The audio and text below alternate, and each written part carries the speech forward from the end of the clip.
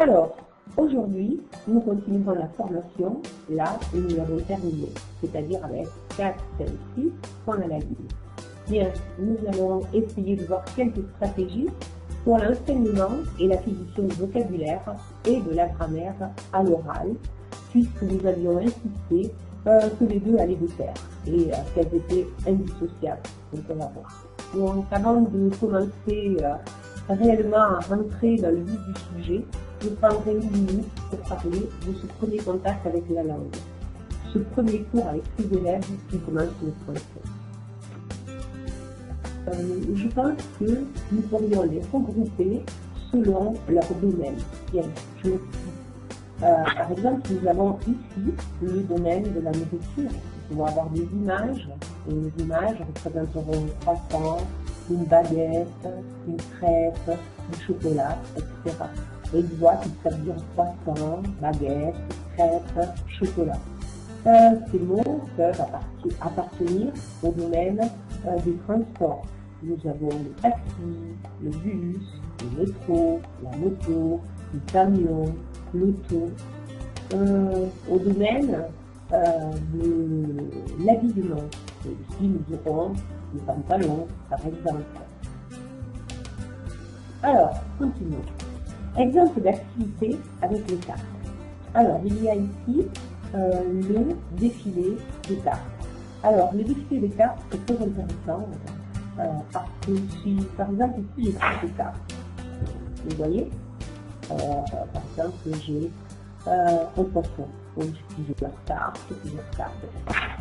Bien, donc ce que je vais faire avec les cartes, j'ai l'intention de faire apprendre à mes élèves 10 mots de vocabulaire, cartes.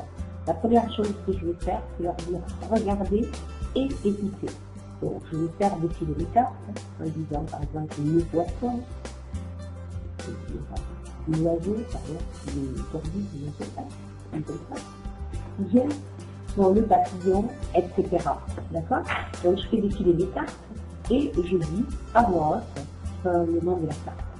Ensuite, je dis à mes élèves, regardez, écoutez et répétez dans votre tête. Donc, je commence avec le papillon, le poisson, le même ordre. D'accord? Ensuite, la troisième fois, je leur dis regardez, écoutez et répétez après moi. Bon, si je t'avais dit, je pourrais répéter. Bon, là, je pense à répéter. Donc, on va les faire répéter. Ce qui veut dire que dans le premier temps, le professeur, nous avons montré la carte et nous l'avons citée. Dans le deuxième temps, nous avons montré la carte, nous avons cité et nous leur avons demandé de répéter dans notre tête. Dans un troisième temps, nous leur avons fait répéter à voix haute. Donc, c'est une façon d'intérioriser. Ne pas dire immédiatement, répéter immédiatement, mais ça leur donne un temps pour répéter dans leur tête. Et qu'est-ce que nous allons faire après? On continue avec nos cartes et nous allons faire un peu ce que nous faisions avec les autres langues. Ce qui veut dire que nous allons varier le volume, nous allons varier le rythme, nous allons varier le ton de la voix.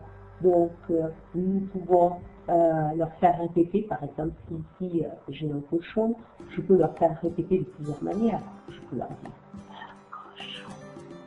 un cochon, un cochon. Donc, je vais un cochon. Je vais chanter, je vais chuchoter, je vais prendre une voix aiguë, et c'est eux aussi qui vont reproduire avec moi, imiter, exagérer les intonations, jouer avec les sonorités. Et nous avons vu que c'était très important, le jeu était très important finalement dans la classe. Donc on peut jouer en apprenant. Et finalement, quand nous aurons fait toutes ces activités, je vais reprendre mes cartes. Ça, vous voyez, sur mon papillon, là, il est pas mal. Et je vais les faire passer, et c'est eux qui vont les nommer. Moi, je ne vais absolument rien dire, je me fais rester. Donc, on pourra aussi, ce qu'on peut faire aussi, c'est montrer notre carte petit à petit. Par exemple, ici, si je fais petit à petit, pour que les élèves devinent enfin la carte.